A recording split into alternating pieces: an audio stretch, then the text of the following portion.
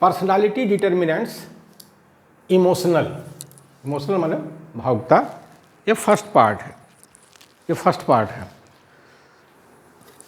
Emotions whether fleeting are persisting colour the individual's perception of himself and his environment and affect his behaviour, affect his behaviour.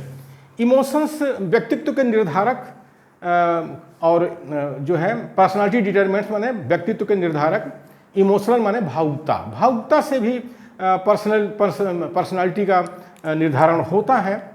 तो emotions whether fleeting are persisting colour the individual's perception of himself and his environment and affect his behaviour. भावनाएं चाहे उड़नशील हों, उड़नशील मतलब fleeting हो, भावनाएं चाहे उड़नशील हों अथवा दृढ़ हों, परसिस्टिंग, परसिस्टिंग माने दृढ़ हों, व्यक्ति की अपनी समझ को, व्यक्ति की अपनी समझ माने परसेप्शन, व्यक्ति की अपनी समझ को उसके पर्यावरण को रंग देते हैं, पर्यावरण माने इन्वायरमेंट को रंग देते हैं और उसके व्यवहार को प्रभावित करते हैं, और उसके व्यवहार को प्रभावित करते हैं। भावनाएं चाहे उड़नशील हों अथवा दृढ़ हों, व्यक्ति की अपनी समझ को उसके पर्यावरण को रंग देते हैं और उसके व्यवहार को प्रभावित करते हैं, उसके व्यवहार को प्रभावित करते हैं। इमोशंस का मतलब होता है भावुकता, और भावुकता का मतलब होता है जैसे आदमी हंसता है, बोलता है, क्रोध करता है, गुस्सा करता है, तो ये सब सारी चीज़ें इसको कहा जाता है इमोशंस, मतलब भावुकता। आदमी दुखी भी हो जाता है, बहुत खुश भी हो जाता है, तो ये सब जो है व्यक्ति के व्यक्तित्व पर प्रभाव डालती हैं, प्रभाव डालती हैं। यही बात यहाँ पर कही गई है। Emotions can do pleasure to a person's life and motivate action that improves he social and personal adjustments. भावनाएं एक मनुष्य के जीवन में आनंद को बढ़ा देती हैं, भावनाएं एक मनुष्य के जीवन में आनंद को बढ़ा देती हैं और उसकी क्रिया को अभिप्रेरित करती हैं, माने मोटिवेट करती हैं, जो कि उसके सामाजिक एवं व्यक्तिगत सामंजस्य में सुधार लाती हैं, जो कि उसके सामाजिक एवं व्यक्तिगत सामंजस्य में सुधार लाती हैं। जो भावनाएं हैं, इमोशंस हैं, उससे क्या होता है, मनुष्य के जीवन में आनंद आता है, आनंद आता है, बढ़ जाता है। हंसी खुशी क्या है, इमोशंस है, तो उससे मनुष्य के जीवन में आनंद आता है और उसकी क्रिया को अभिप्रेरित करती है, मतलब मोटिवेट करते हैं। आदमी खुशी खुशी काम करता है, होता नहीं, जब ज़्यादा आदमी खुश होता है तो बहुत अच्छा काम करता है, बहुत अच्छा। बहुत दुखी होता है तो उसके काम में गड़बड़ी हो सकती है, गलती हो सकती है। तो वही कहा गया है कि भावनाएं एक मनुष्य के जीवन में आनंद को बढ़ा देती हैं और उसकी क्रिया को अभिप्रेरित करती हैं, जो कि उसके सामाजिक एवं व्यक्तिगत सामंजस्य में सुधार लाती हैं, सामंजस्य में सुधार लाती हैं। सामंजस्य माने एडजस्टमेंट।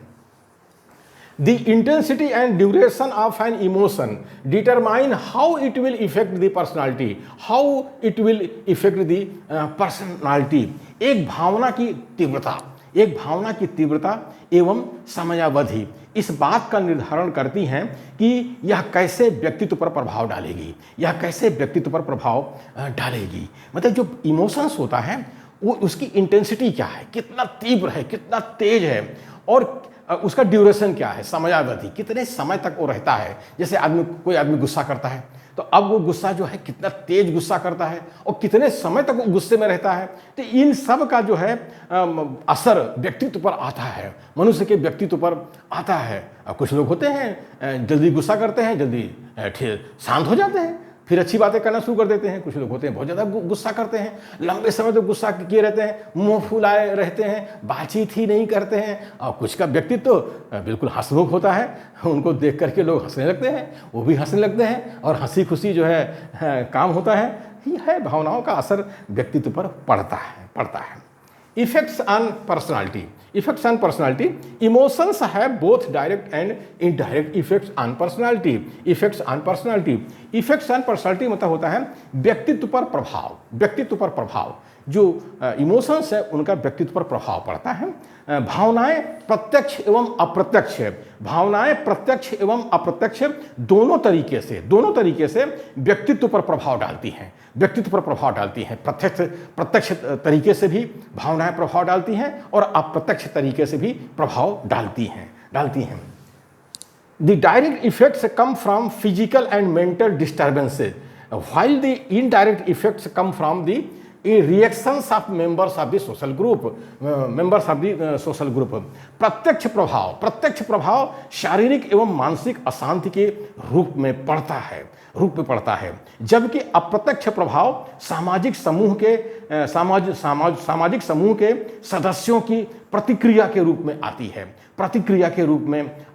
है। जो गुस्सा है, जो खुशी है, प्रसन्नता है, ये इमोशंस हैं, तो इसका प्रभाव जो है शारीरिक और मानसिक अशांति के रूप में आता है। ज़्यादा गुस्सा करने से क्या है, लोगों का बीपी हाई हो जाता है, हार्ट के पेशेंट हो जाते हैं, कहीं कोई शुगर का पेशेंट हो जाता है, मरीज हो जाता है, तो शरीर पर और मानसिक अशांति के रूप में आता है, इमोशंस का प्रभाव पड़ता है, उससे व्यक्तित्व को प्रभावित होता है। और जो अप्रत्यक्ष प्रभाव है कि जो समाज के जो सदस्य